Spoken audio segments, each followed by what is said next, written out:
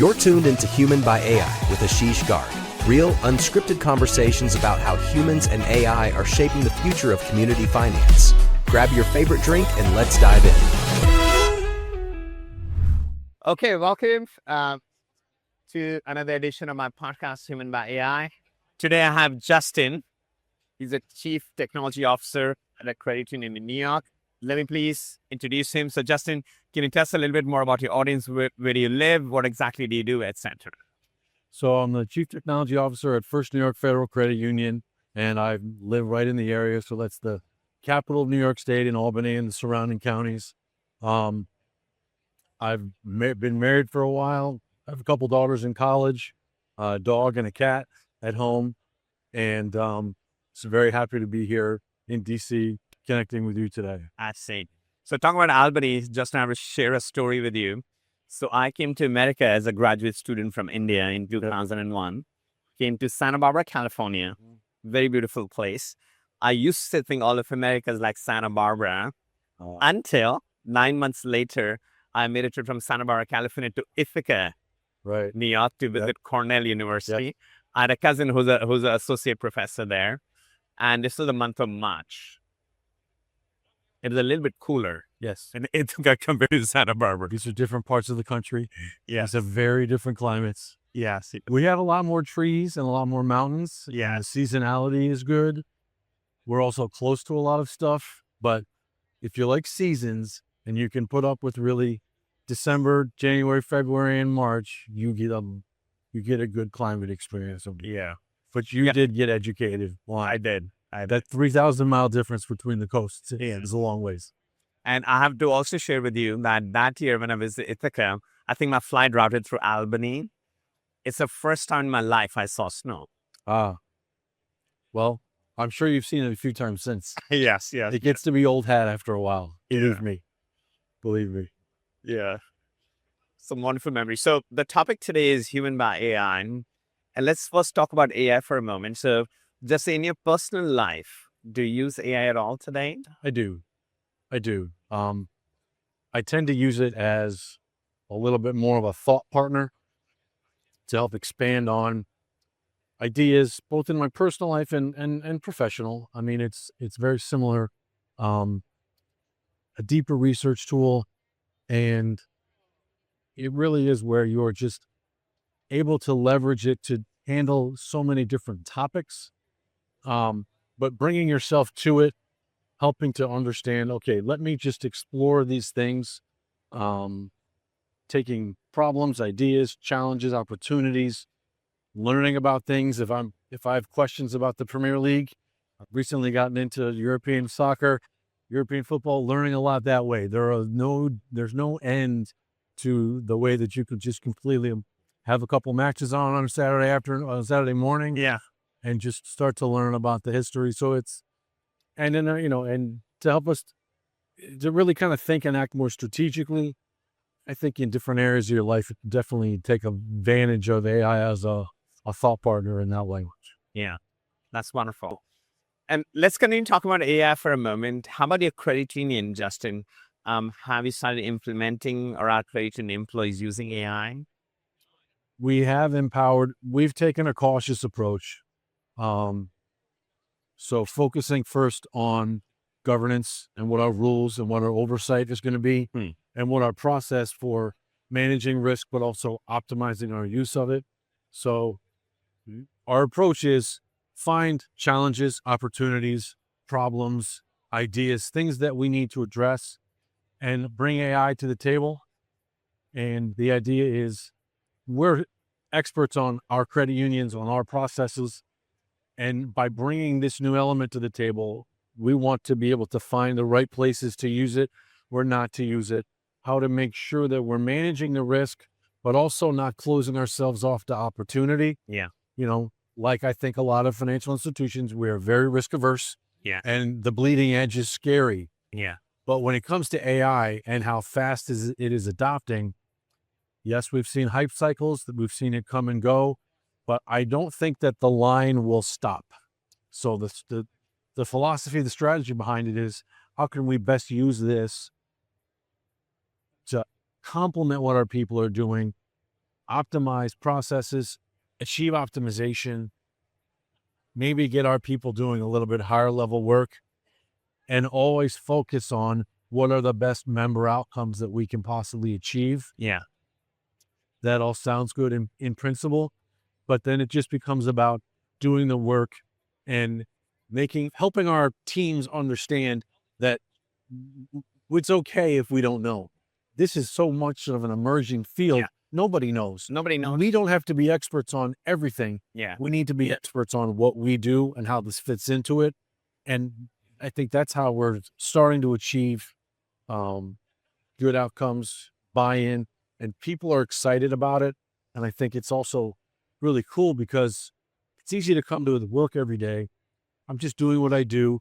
But then I hear in the news, on social media, I hear about AI. Oh, wait a minute.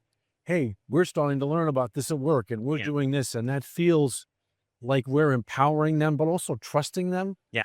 To say, we trust you. We know here's how we're going to do this, but also teach us how to use this. And let's understand this together. And it's an exciting time, full of potential. And I love to hear what you just said, that if people are excited because they're anyways hearing about all of this, like nobody's immune from the whole AI revolution. Now, do you have employees, or as you sort of talk to other industry leaders, is there fear out there that, hey, will AI take away my job? That is the prime fear. AI is not the only thing that can look like a threat, but it's really an opportunity. So whether we're just going through some executive change at our credit union, we have a new CEO after about a month. I'm new in my role officially after about a month.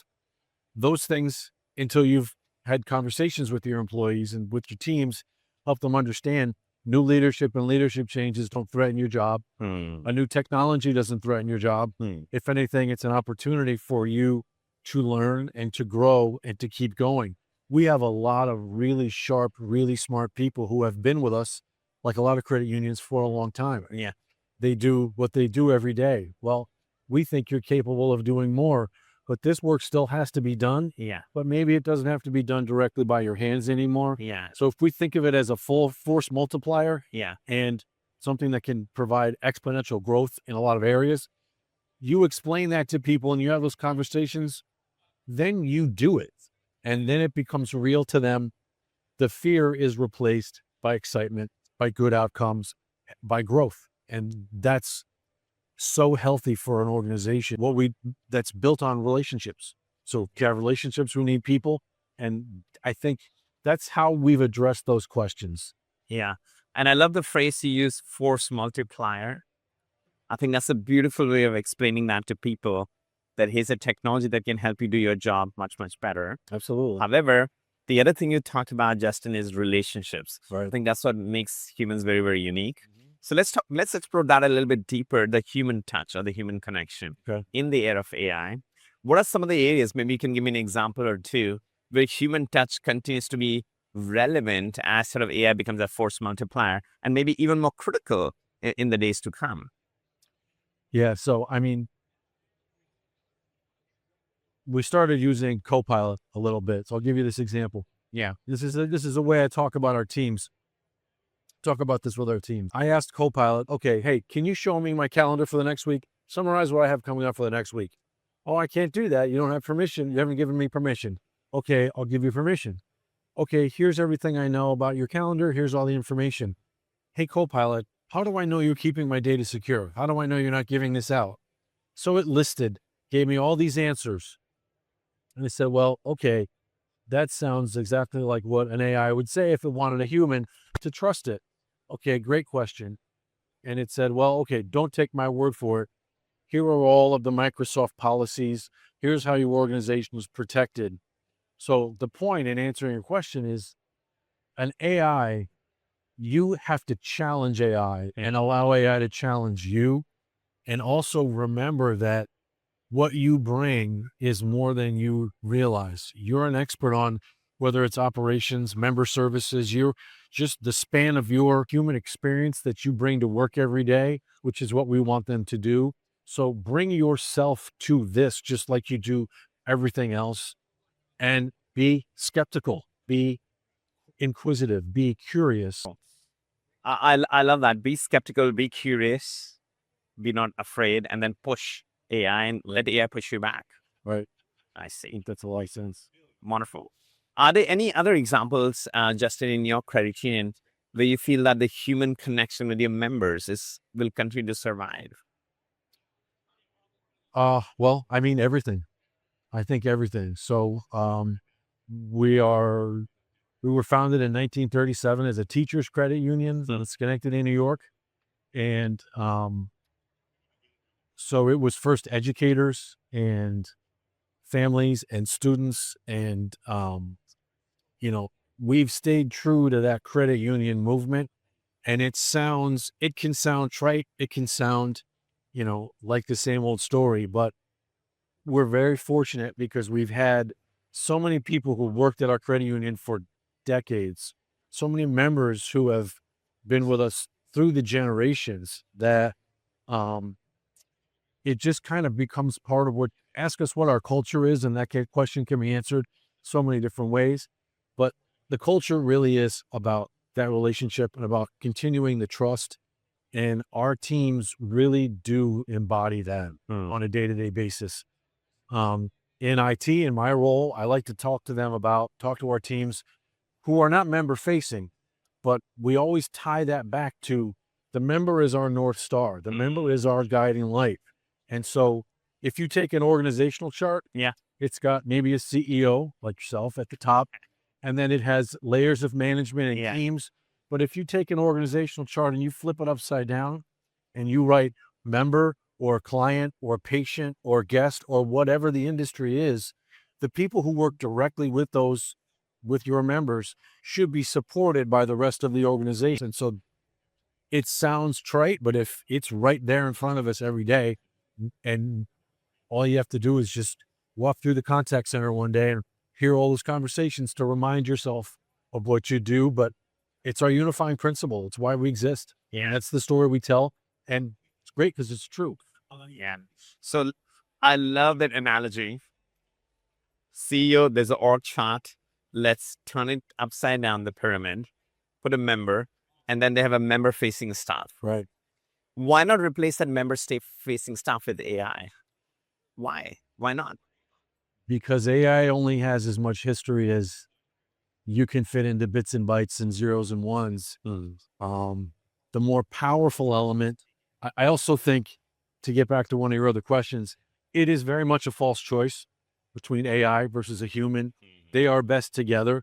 It is best used as a method and as a strategy and the tactics to empower your people and to empower the organization.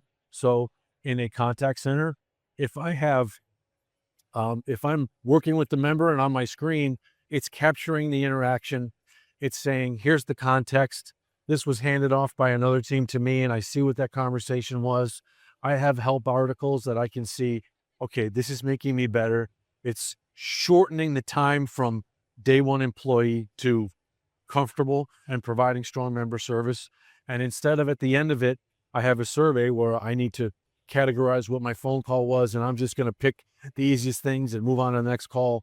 I'm presented with a summary, and I can say, yes, that's right. Oh, and we also talked about checking accounts, and I save it, and that happens again and again and again, and a day over day. You have data, you have insight, and you are just getting better all across the board. That's an example of empowering someone to do that in a direct member service, Yeah. The human connection. I believe. Yeah. Amazing. So last question, Justin. If you could give advice to my kids or this newer generation, then what should they be learning in school? Like, is math, science, any of this worth it? Or, well, AI will anyways do your job, etc. What would be advice you'll give to these kids? One thing I would say is start with the history of AI, because it is not in the last 3 or 4 years. It goes farther back. Learn about what this really looks like, the hype cycle, the successes, the failures, machine learning. Look at that history going back probably maybe to the 1950s. You could start when you're talking about it. Learn about that history, understand what that really means over the swath of time, and then start with the ethical questions. Bring those ethical questions, because that will guide how you use it as a thought partner, whether you're in an academic context Whether you're in any of, there are so many great examples and so much great scholarship and thought around it.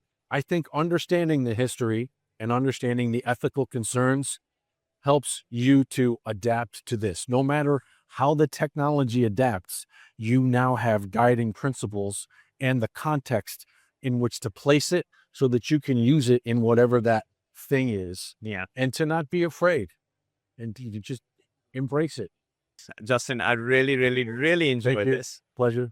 I love the frameworks in which you talk. I myself learned so much. Me too. Thank you. So look forward to having you again. This you. is, as you told, it's changing and evolving every single day. Absolutely. So look forward to continuing these conversations. Outstanding. I look forward to it. Thank you. Thank you. Cheers.